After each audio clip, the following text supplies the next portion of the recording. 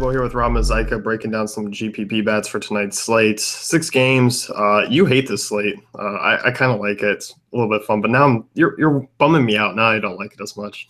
It sucks. I mean, it sucks for me. I'm a person who I'm pretty narrow when it comes to picking my players. I have a very specific criteria when I pick my guys on my teams.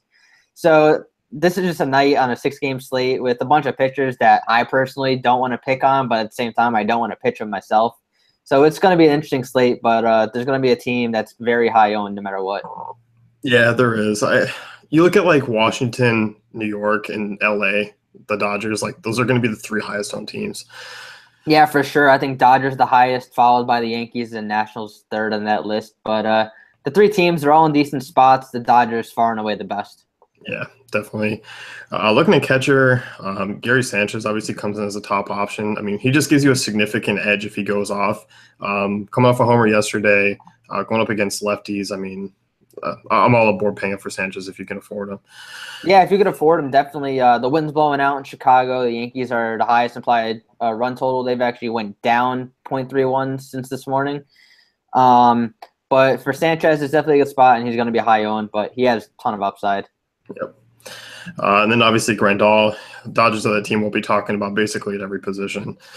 Yeah, Grandal, all of his powers from the left side of the plate. I think like 80% of his home runs come from that side. Nolasco's giving up 9 home runs to lefties this season. He's just a gas can at this point in his career. Yeah, his strikeout rate dropped significantly against lefties. It's below 17%, 36% hard contact rate. So you can see why the Dodgers are in play, really on both sides as well. Yep, and then a cheap play at catcher who won FanDuel. DraftKings, he's not too cheap, but FanDuel, he's $2,300. Martin Maldonado going up against Rich Hill. Rich Hill, I mean, he's not a bad lefty. He's nothing special, but he's not bad. Maldonado with a 4.29 WOBA against left-handed pitching and a 176 WRC plus, and he's that cheap, and he helps you fit in Chris Sale. Yeah, I don't mind him. I mean, he's been actually rolling pretty good of late. He's probably going to be hitting about 5th or 6th in that lineup, too, just given the fact that they're banged up. Yeah, he's too expensive on DraftKings, but FanDuel, he's fully in play. Yeah, he's up there in price on DraftKings. If you're looking cheap, I mean, I don't hate Matt Wieters. Struggling a little bit, but $2,900. Eddie Butler, worse off against lefties, allows an enormous fly ball rate, 38% hard contact. I mean, if you look, like his numbers haven't been that bad this year in terms of like ERA and stuff, but he's given up just so much hard contact. Yeah, he has. Butler hasn't looked terrible, but Wieters could definitely get to him. So, first base, you and I were basically we'll take those top options and just roll with them here. Cody Bellinger on FanDuel, just lock him in. 357 over like the last 10 games. He's been money. 24 home runs on the year. Like he's just it's fun.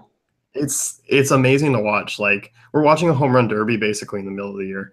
Him and Judge going back and forth every day. Bellinger with a home run every like 9 at bats, and Judge was like 9.6. It's a lot of fun to watch. Lasco gives up the long ball. Bellinger 2 home runs yesterday. Could hit 2 more today. It's just a good spot. Yeah, I'm all aboard. If I'm making my pivot off of Bellinger, I like Jose Abreu. Been solid against lefties this year. You look at Abreu, I mean, WOBA sits over 460. I like this White Sox offense, especially those core bats with the power. Yeah, I don't mind it. Montgomery's not a guy I typically pick on too much. That being said, you like Abreu. I like the other first baseman on FanDuel, Matt Davidson. He's got a 3.03 ISO against left-handed pitching. He's one of the highest hitters in baseball right now. Coming off, he didn't really do much yesterday in a decent spot, but the wind blowing out in Chicago, it's just a good spot for him to maybe hit a home run. Yeah, no, I like Davidson. I hate the fact that he is. I would love to play him and Abreu together on FanDuel, but I can't do it. So yeah, we can't get everything. As far as other bats at first base go, I don't know. I mean, I'm not on board with a lot of these names. I just feel like they're just not in spots where I really want to pay to use them. Edwin Encarnacion, he's probably the only one I could see actually going really low owned out of the top tier guys.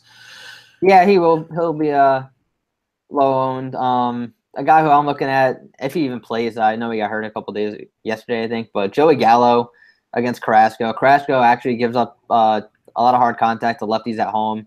And Gallo, it's just a boomer bust guy. He'll strike out 5 times, but 1 time he'll hit a homer. Do you feel like that game's probably the best GPP bats game? I think so. I think so because Hamels is going to be a pitch count, and that Texas bullpen isn't fun, and Carrasco's overrated at home. So yeah, like I kind of think there's some plays there, like to make low ownership moves and pivots. Yeah, we'll get to them as we get to the positions here. Second base, this is a spot you and I both in agreement. I mean, Daniel Murphy, he brings you that high upside. You got to pay the price tag, but I don't think a ton of people will.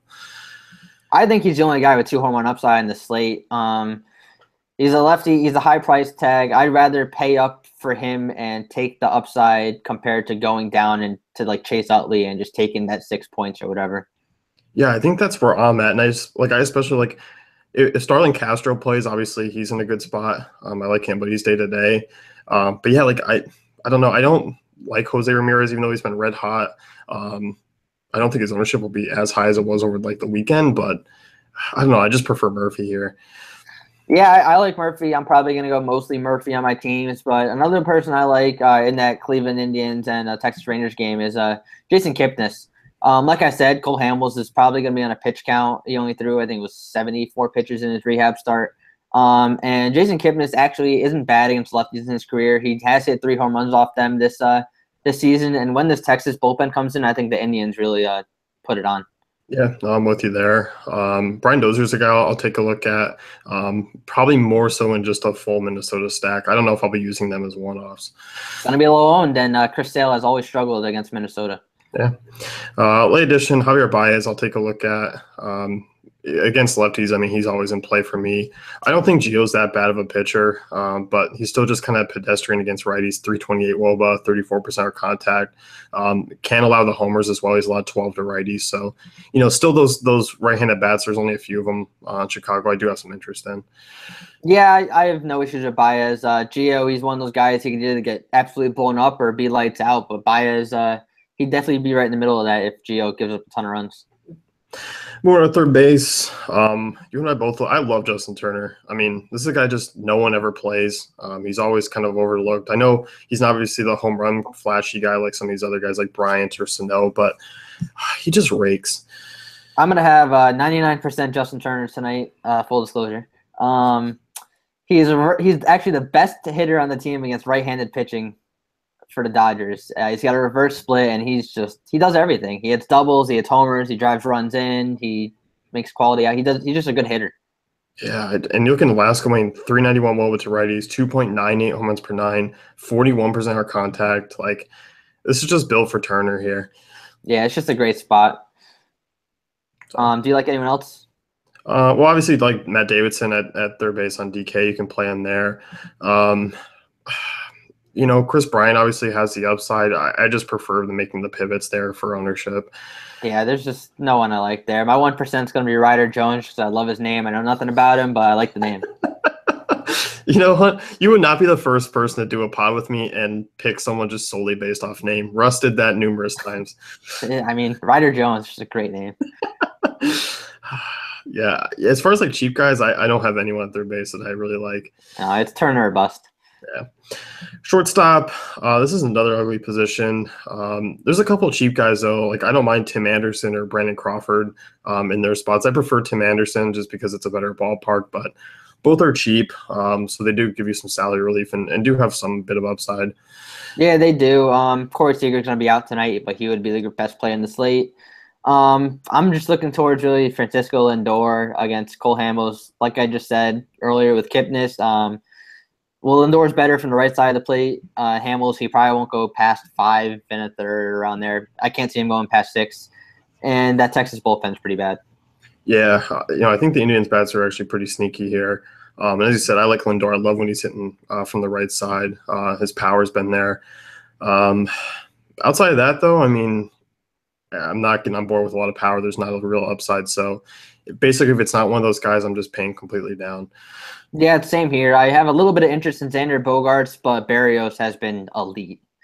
Yeah, Bogaerts. For some reason, like DraftKings has this huge pricing love for Bogaerts. He's always I talked about it yesterday in the article. It was I'm like, is he worth it on DraftKings? I don't know, but FanDuel is good.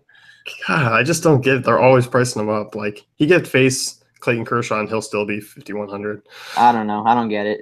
But outfield now. Yeah, outfield. You can play Judge. I love or not Judge. You can play Bellinger in outfield on DraftKings. I love that. That's probably where I'll use him and still get like Abreu in there, Davidson at first base. I mean, you can play Judge too. You can play Judge. You can always play Judge. You can never go wrong with Aaron Judge. He's always has potential to hit 3 home runs in a game, but he can also go over. Yeah, like at this point, like I love Judge. Like I'm always afraid to fade Judge because there is that 2-3 homer potential. But when he's 30 to 40% owned now, like if he only goes 1 for 4, like you got a pretty good edge. Yeah, you do. I like some guys in the mid tier today, specifically Jock Peterson. He's actually one of my favorite players in the league, but it's just this Dodgers matchup. He has an ISO 237 against righties, WOBA 372. Great GPP play on the slate. Like he just either strikes out 4 times or hits a couple homers. Yeah, he's been more bust, but I like him a lot as well. In terms of the mid range, I mean, I like Avisel Garcia. He's another one over 200 ISO against lefties this year. His WOBA sits over 450 as well.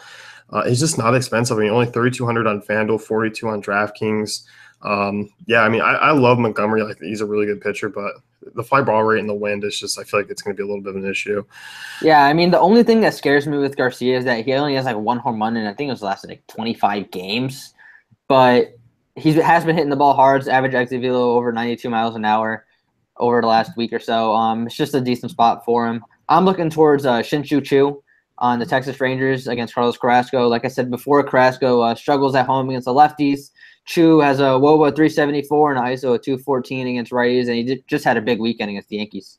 Yeah, I like him. He's been rolling hot. Carlos Gomez has been rolling hot as well, but obviously tougher matchup from the right side. But there's no denying that he's been red hot. He's actually a reverse splits hitter, but Carrasco's decent against righties. But Gomez, I have a soft spot for him right now. Outside of that, I mean, I want to see what these lineups look like because we could get some value just in for like the Dodgers sitting up in the top. Like you got, Taylor and Hernandez who are outfield eligible on DraftKings, and I don't mind them tonight. I just look for a little bit more upside out of those spots. Yeah, I mean, any bat against Ricky Nolasco is a decent bat. Brian Goodwin, he's going to be the chalk value play in the slate, but that doesn't mean he's a bad play. He just came off a big weekend where he was just mashing balls left and right, and Butler with that hard contact rate. Yeah. Could you see playing Yasiel Puig if he's in the lineup? I could. Like he hits low, but like he's always a Dodgers bat that just goes super overlooked because, he hits at 8th. Yeah, but he has big games. We've seen 2 home run upside from him before the season. And he's been hot too. 5 home runs in the last 15 games. Yeah, I don't know. I feel like he'll still go overlooked, so I actually don't mind if he's in the lineup. No, I don't mind it either. So outside of that, it's just one of those ones where outfield's tricky. Like I'm gonna try and pay up here and probably pay in the mid range if I can, and in the infield. And plus, I'm actually not really paying up for pitching. I mean, Jeff Samardzij's my guy tonight, so I'll have some salary to play with. Yeah, I mean, Sale's going to be the chalk option. He has struggled against the Twins in his career, but if you go cheaper at pitcher like with a Samardzij or Gio Gonzalez, it definitely opens up a lot more for you. Yeah, so I can see going that way. So that's going to wrap things up here. You can head over to DaveFantasyCafe.com, check out great tools and content. Yep, good luck.